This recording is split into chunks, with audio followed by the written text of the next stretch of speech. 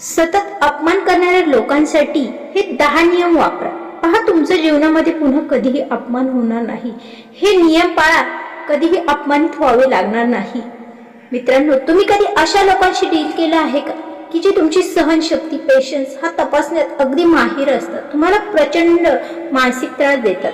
ते तुमचं बोलणं हे मधीच तोडतात, तुम्हाला किंमतही देत नाही, तुम्हाला सतत टोमणे मारतात किंवा असं काहीतरी करतात की ते तुमच्या भावनांना आणि वेळेला काहीच किंमत नाही असं दाखवून देण्याचा प्रयत्न सतत करत असतात। समाजात सर्रास हाच सल्ला दिला जातो की नजरअंदाज करणे, हसून सोडून देणे, पण खरं सांगायचं तर हा साधा उपाय अगदीच काम करत नाही। पण जर पुन्हा वारंवार होणाऱ्या या अपमानाला सहन करून जर तुम्ही कंटाळत असाल तर तुम्ही अगदी योग्य ठिकाणी आले आहात। या व्हिडिओमध्ये आपण अशा काही अचूक गोष्टी जाणून घेणार आहोत, असे काही प्रभावी नियम पाहणार आहोत, ज्याच्या मदतीने तुम्ही पूर्णपणे आत्मविश्वासाने आणि शांतपणे अपमानित न होता त्याला सामना करू शकता। यासाठी ना तुम्हाला नेमकं काय करायचंय, ना संयम कमवावा लागणार आहे, ना तुमची किंमतही कमी करावी लागणार आहे। त्यामुळे हा व्हिडिओ संपूर्ण शेवटपर्यंत नक्की ऐका। तुमच्याकडे असे जबरदस्त हत्यार नक्कीच असतील ज्यांनी तुम्हाला तुमच्या आयुष्याच्या सीमा स्पष्ट पाहू शकाल आणि या जगाला तुम्ही दाखवून द्याल की मी एक सेल्फ कॉन्फिडन्स अशी व्यक्ती आहे, मलाही भावना आहेत। सर्वप्रथम शांत आणि भेदक नजर हे तुमच्या शस्त्रागारातील सर्वात जास्त आणि दुर्लक्षित पण सर्वात प्रभावी हत्यार आहे। पहा, एक शांत आणि स्थिर दृष्टी। नाही तुम्हाला काही बोलायचं नाही, नाही तुम्हाला काही प्रतिक्रिया द्यायची नाही, तुम्हाला फक्त शांत आणि स्थिर खोल नजर। जेव्हा कोणी तुमचा अपमान करत आहे ना, तेव्हा एक साधं पाऊल शक्तीचं संतुलित पूर्णपणे बदलू शकतं। यामुळे काय होतं, कारण अपमान करणारे लोक तुमच्या प्रतिक्रियेवर जगतात, तुमच्या रागातून, तुमच्या बचावात्मक भूमिकेतून किंवा तुमच्या निराशेतून त्यांचा अहंकार हा पोचला जातो। जेव्हा तुम्ही त्यांच्या वागण्याला एका शांत आणि थंड डोक्याने सामोरे जाता तेव्हा त्यांचा तोल जातो, त्यांना त्यांच्या वागणुकीला सामोरे जावं लागतं आणि अनेकदा ते त्यांच्या चुकीच्या वागण्यात ओझ्याखाली दाबलेही जातात। एक छोटीशी गोष्ट, मी एका मीटिंग मध्ये असताना जिथे एक माणूस वारंवार बोलणं मध्येच तोडत असतो, एका व्यक्तीला आलेला अनुभव। सुरुवातीला मी नम्रपणे बोलण्याचा प्रयत्न केला पण तो थांबला नाही। मग मी माझी रणनीती वापरली। म्हणजेच काय केलं, मी माझ्या खुर्चीवर मागे टेकलो, शांत झालो, हात क्रॉस केले, शांतपणे बसलो, पापणीही न हलवता त्याच्या डोळ्यात डोळे घालून बघू लागलो। कोणताही भाव नाही, फक्त शांत निरीक्षण। त्या व्यक्तीला दाखवून दिलं तू चुकीचं वागतोयस। खोलीतील वातावरण बदललं, तो गडबडला, आपलं म्हणणं पूर्ण करू शकला नाही आणि सगळ्यात मोठी गोष्ट म्हणजे मीटिंग संपेपर्यंत त्याने मला पुन्हा कधीही अडवलं नाही। माझ्या त्या शांत नजरेने ते काम केले जे शब्द कधीच करू शकले नसते। सन्मानाची मागणी हा फक्त समोरच्याला अस्वस्थ करण्याचा मार्ग नाही, हे तुम्हालाही आठवण करून देतं की तुम्ही तुमच्या भावनांची प्रतिक्रिया कोणालाही देण्यासाठी बाध्य नाही। शांत नजर हे फक्त एक साधन नाही, ती एक घोषणा आहे। मी स्वतःची इतकी इज्जत करतो की तुझ्या या खेळात आता मी सामील होणार नाही, हे सांगण्याची एक कला आहे। दुसरा मुद्दा म्हणजे स्वतःला सिद्ध करण्याची सवय सोडा। एका अशा जाळ्याबद्दल आपण बोलूयात ज्यात आपण सगळेच अनेकदा अडकून पडतो। स्वतःला स्पष्टीकरण देण्याची गरज नसते। तुम्ही एखादा निर्णय घेता आणि अचानक अचानकांची गर्दी जमा होते। तू असं का केलंस, हे बरोबर आहे का, असं तुला वाटतं का, अनेक सल्ले देतात। सत्य हे आहे, तुमचं आयुष्य हे कोर्ट नाही आणि तुम्हाला तुमच्या निर्णयाचा बचाव कोणासमोरही करायची अजिबात गरज नाही। विशेषतः तेव्हा जेव्हा त्यांचे प्रश्न जिज्ञासेपेक्षा जास्त जजमेंटने भरलेले असतात। लोक प्रश्न का विचारतात, कारण तुमचं स्वतंत्र त्यांच्या सोयीला आव्हान देतं।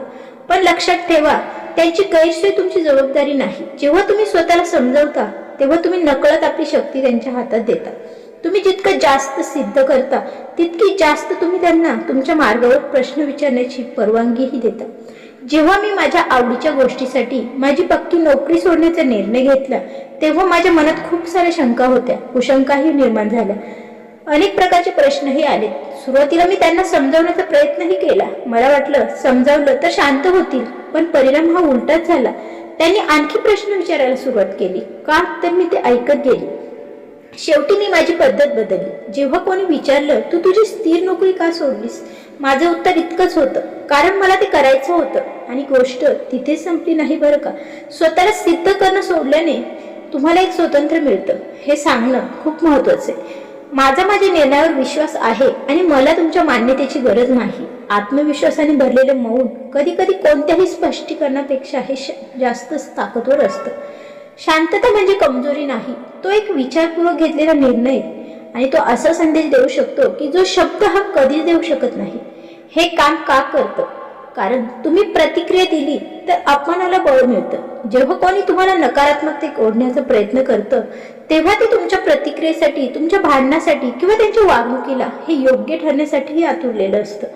पण जेव्हा तुम्ही त्यांच्या जाळ्यात अडकण्यास नकारच देता तेव्हा मात्र तुम्ही त्यांचे शब्द हवेत झुलत ठेवता. तेव्हा त्यांना त्यांच्याच वागणुकीला सामोरंही जावं लागतं. शांतता अपमानाला हवं असलेले लक्ष हे मिळू देत नाही आणि समोरच्या व्यक्तीला त्यांच्या कृतींच्या रिकामेपणाशी झगडायलाही भाग पाडतं. माझा अनुभव तुमच्यासोबत शेअर करतो. मी एका अशा व्यक्तीला ओळखतो ज्याला मस्करीच्या नावाखाली देखील इतरांना टोमणेच मारायची सवय होती.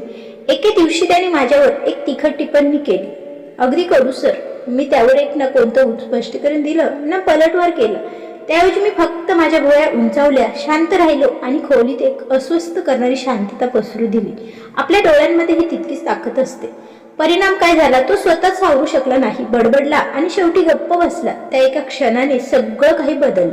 माझ्या शांततेने माझी ऊर्जा वाचवली, पण एक संदेशही दिला. मला कसं वाटायला पाहिजे ते तू ठरवू शकत नाहीस. शांतता ही एक ढाल आहे. ती तुमच्या मनाची शांती जपते, आत्मविश्वास जपते आणि सर्वांना, अगदी स्वतःलाही आठवण करून देते की तुमच्या आत्मसन्मानाची व्याख्या ही कोणत्याही चर्चेचा विषय नाही. चौथा मुद्दा म्हणजे आपलं मस्तक नेहमी उंच ठेवा.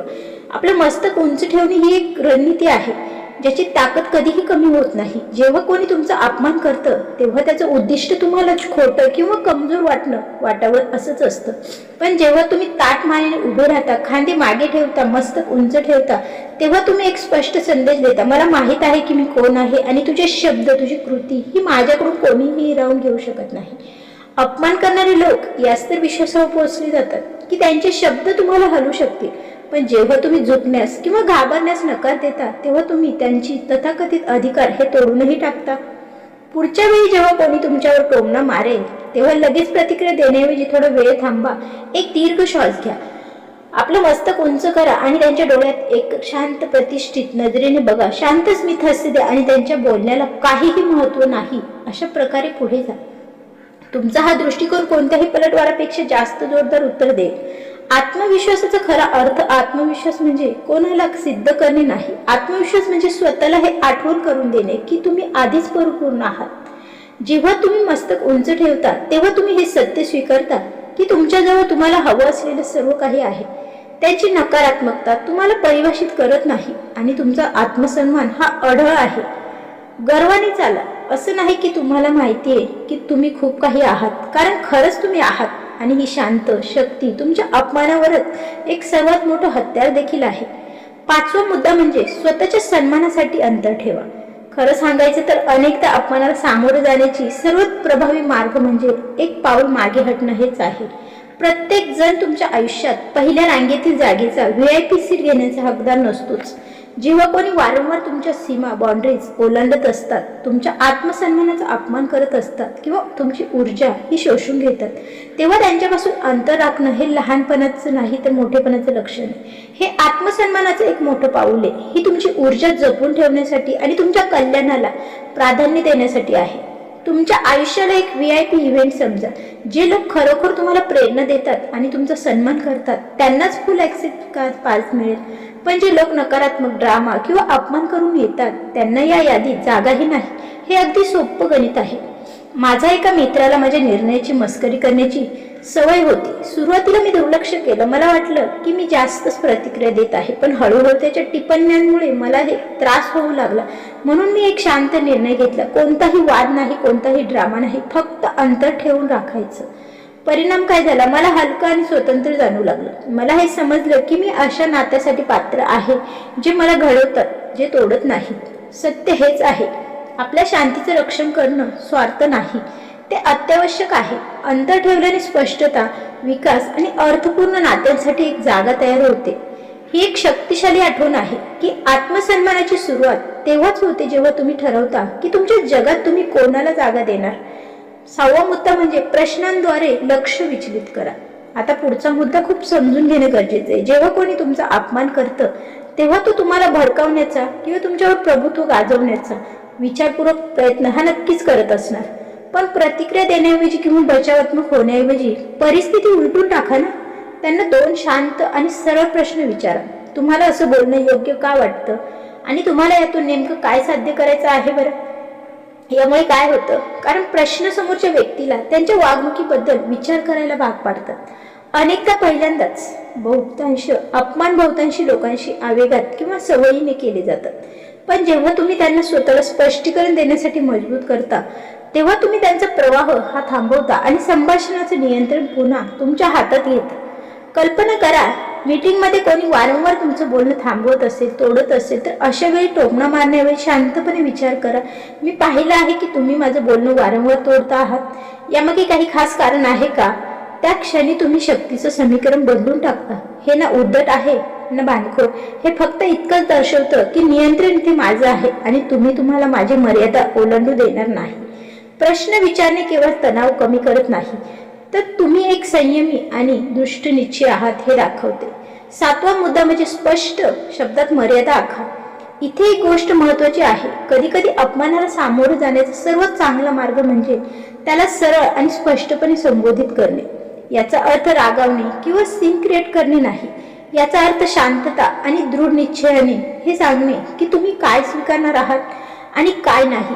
मला अशा प्रकारे बोलणं आवडत नाही, कृपया आदराने बोला, कृपया मला मध्येच तोडू नका, मला माझं म्हणणं पूर्ण करायचं आहे. अपमान हा अनेकदा चालू राहतो कारण त्याला चॅलेंज दिलं जातं. नाही, अनेक लोक तुमच्या मर्यादा तपासतात की ते किती दूर जाऊ शकतात. पण जेव्हा तुम्ही त्यांच्या वागणुकीला शांतपणे आणि स्पष्टपणे संबोधित करता, तेव्हा तुम्ही एक सशक्त संदेश पाठवता. तुमचं हे वागणं अस्वीकार्य आहे, ते मी सहन करणार नाही. उदाहरणार्थ, एखादा मित्र जर नेहमी तुमच्यावर उपरोधात्मक किंवा कमी लेखणारे विरोध करत असेल, तर त्याला दुर्लक्ष करण्याऐवजी किंवा पलटवार करण्याऐवजी तुम्ही म्हणू शकता, मला माहित आहे की तू माझी मस्करी करत आहेस, पण हे शब्द मला अपमानजनक वाटतात. मला तुझ्याकडून अशी अपेक्षा नाही.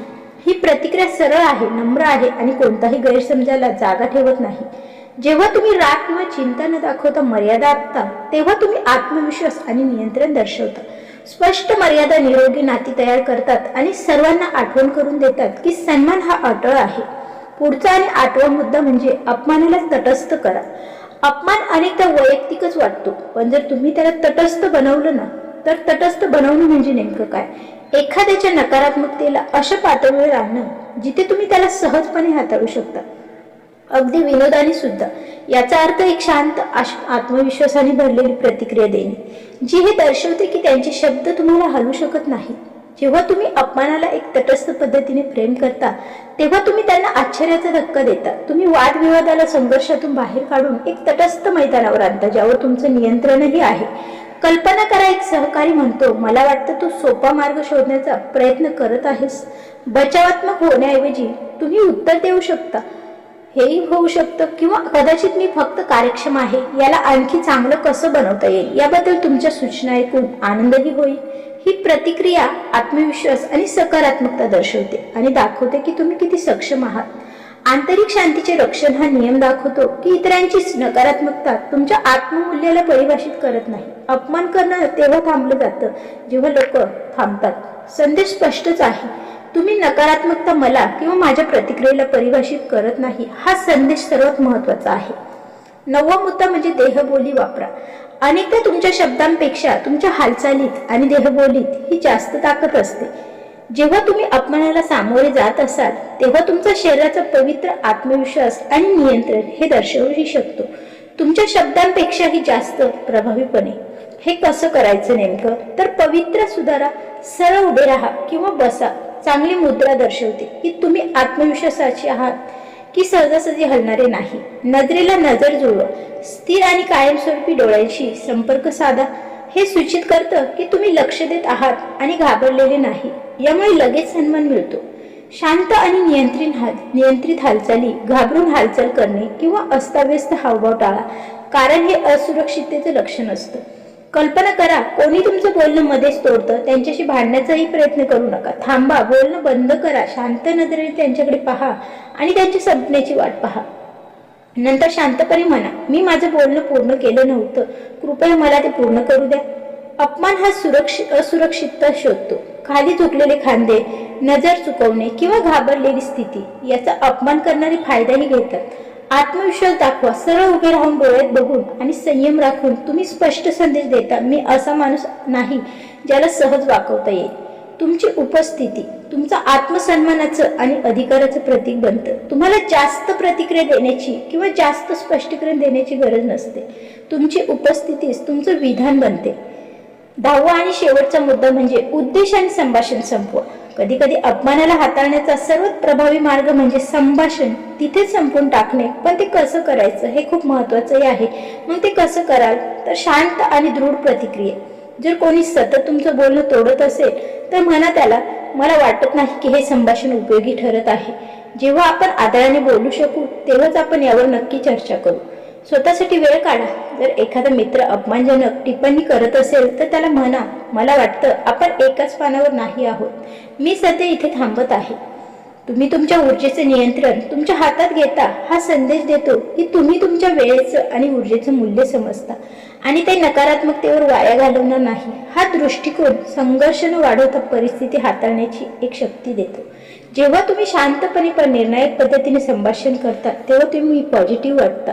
तेव्हा तुम्ही तिथून निघून जाणं हे कमजोरीचं लक्षण नाही तर ताकदीचं प्रतीकही आहे. हे दाखवता की तुम्ही तुमच्या शांतीला आणि मानसिक स्थिरतेला कोणताही वाद न सिद्ध करण्याच्या गरजेपेक्षा जास्तच महत्त्व देत आहात. शेवटी अंतिम संदेश हाच द्यावासा वाटतो की अपमानाला हाताळणं म्हणजे आक्रमक होणं नाही, तर ते विचारपूर्वक आणि सन्मानजनक पद्धतीने प्रतिक्रिया देणं आहे. ते शांत मौन असो, अंतर ठेवणं असो किंवा अलीकडचा आत्मविश्वास असो, तुमच्या प्रत्येक पावलात तुमच्या आत्मसन्मानात तो दिसायलाही हवा. तुम्ही स्वतःची किंमत कराल तर जग करेल. तुम्ही अशा लोकांना आकर्षित कराल ते तुम्हाला मोठेपणा देतील. शांतता स्वीकारा, मजबूत व्हा आणि तुमच्या शांतीचं रक्षण करण्यासाठी कधीही कोणाला माफी मागू नका. कारण सन्मानाची सुरुवात ही स्वतःपासूनच होते हे नेहमी लक्षात ठेवा. त्याच्यामुळे स्वतःचा आत्मविश्वास हा निर्माण करा आणि स्वतःचा सेल्फ रिस्पेक्ट जपण्यासाठी आत्मविश्वासाने वागायला शिका. जिथे झुकणार नाही, जिथे गरज नाही तिथे झुकायची अजिबातच गरज नसते. त्यामुळे सतत अपमान करणाऱ्या लोकांना हे दाखवून द्या की तुम्हीही आत्मविश्वासाने भरलेले आहात. तुमचं हे व्यक्तिमत्व हे एक आत्मसन्मानी व्यक्तिमत्व आहे हे त्या व्यक्तींना दाखवून द्या. मित्रांनी मैत्रिणींना दररोज अशा सकारात्मक विचारांना घेऊन आपण दररोज भेटतो. तुम्हाला आजचा व्हिडिओ कसा वाटला? व्हिडिओ जर आवडला असेल तर व्हिडिओला एक लाईक करा. थॉट्स या चॅनेलवर नवीन असाल तर चॅनेलला सबस्क्राईब करा. भेटूया पुन्हा अशा नवीन एखाद्या सकारात्मक विचारांना घेऊन. तोपर्यंत धन्यवाद.